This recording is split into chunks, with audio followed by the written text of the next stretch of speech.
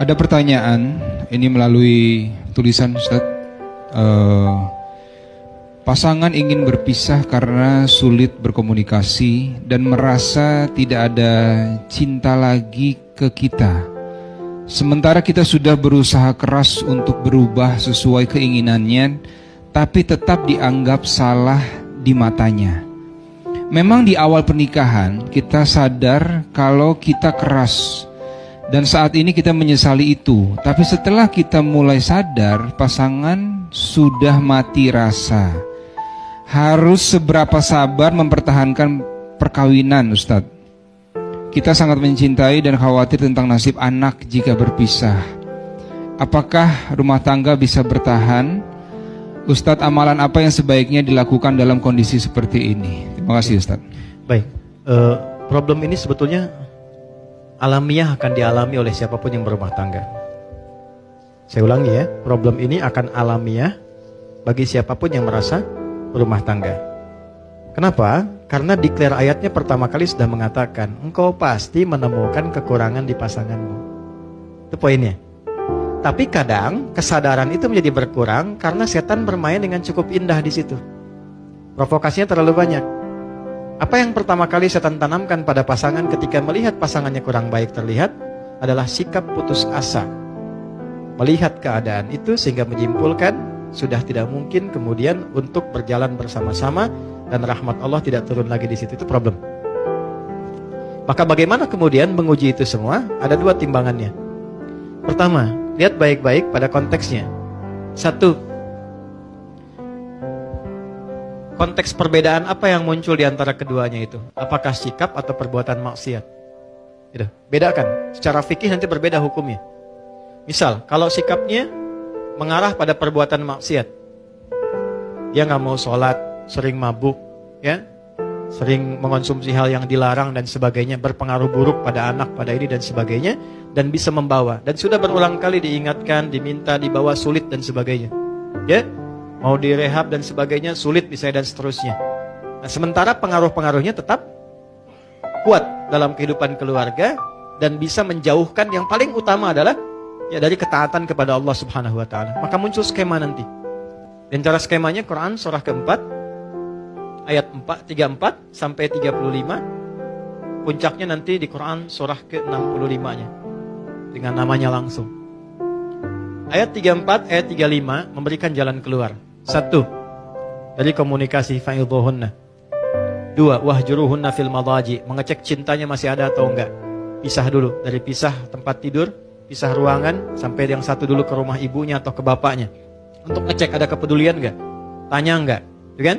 Masih peduli enggak? Dan seterusnya. Enggak ada sama sekali, tetap larut dalam perbuatannya. Masuk yang kedua, ayat 35. Fa in khiftum shiqaqa bainihima fab'athu hakaman min ahli wa hakaman min ahliya. Kalau enggak bisa sendirian menyelesaikan, maka cari ruang kepada pihak yang ketiga. Pertama paling dekat keluarga, wali dulu. Kalau nggak ketemu, yang disepakati oleh keduanya, yang dipercaya. Ustadz siapa, teman siapa, si fulan, yang memang pendapatnya bukan untuk dibagi, tapi memberikan kontribusi. Nggak ketemu di sini, masih belum berubah dari maksiatnya, naik ke sini puncaknya.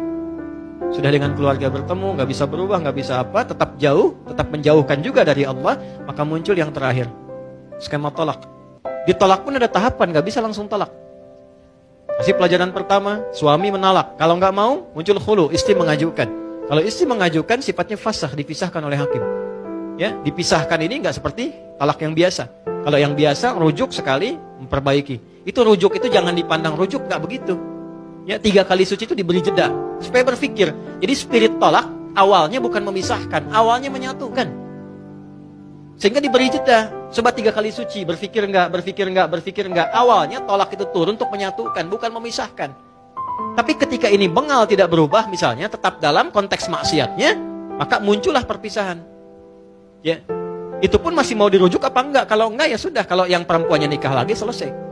Kecuali ini selesai nyambung lagi. Ini dalam konteks maksiat.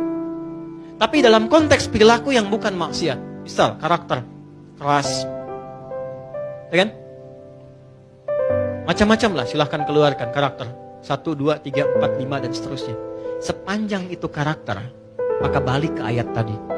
Aku pasangkan, kata Allah, dia dengan karakternya kepadamu, karena hanya engkau yang bisa mendulang pahala dari sifat kurangnya untuk mengeluarkan sifat baikmu. Memang pahalanya ada di situ. Kan pengen surga, pengen baik, pengen mulia. Tapi bukan berarti terus-terusan begitu, bukan. Nanti ada jalannya. Ada jalannya. Maka yang pertama apa yang harus dilakukan? Satu, serahkan dulu kepada Allah dengan menerima. Ya Allah, terima kasih engkau kirimkan dia untukku. Ya kan? Bukan yang lainnya, untuk meningkatkan sisi-sisi positif yang mungkin aku bisa tampilkan dalam kehidupan. Satu poin. Dua, saya agak cepat. Minta sama Allah, doa. Ya Allah, engkau kirimkan dia kepada aku, bukan pada yang lain. Dan engkau janjikan dalam keberpasangan ini untuk saling menyempurnakan.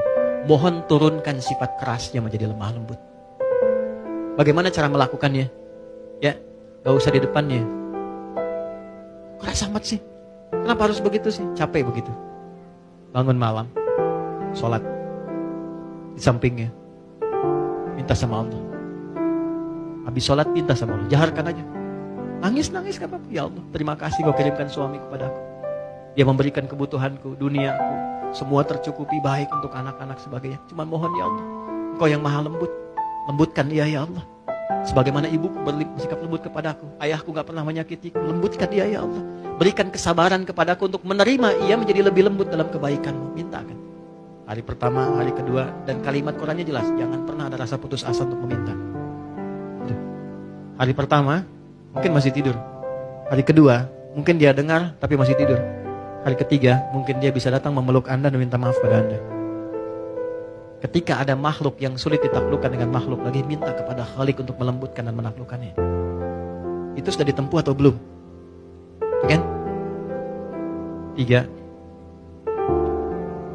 Pelan-pelan. Datangi pasangan. Tapi bukan untuk mencari kekurangan. Minta maaf kepadanya. Atau ilu. Dan gak usah gengsi. Aku minta maaf kalau dengan semua apa yang aku berikan saat ini belum bisa membuat engkau misalnya menjadi lebih baik, menjadi lebih nyaman dengan saya, menjadi lebih enak dengan saya. Saya minta maaf kalau saya belum sabar, belum baik, belum. Tolong tunjukkan saya bagaimana mesti bersikap. Minimal turunkan dulu tensinya. Setidaknya ada rasa maaf yang turun. Kalau sudah sedikit frekuensinya turun, lebih mudah untuk menatanya. 3. Kalau belum bisa dilakukan, terakhir ayat 35. Faba'athu hakaman min ahlihi wa hakaman min ahliha. Cari orang bijak yang bisa didengar.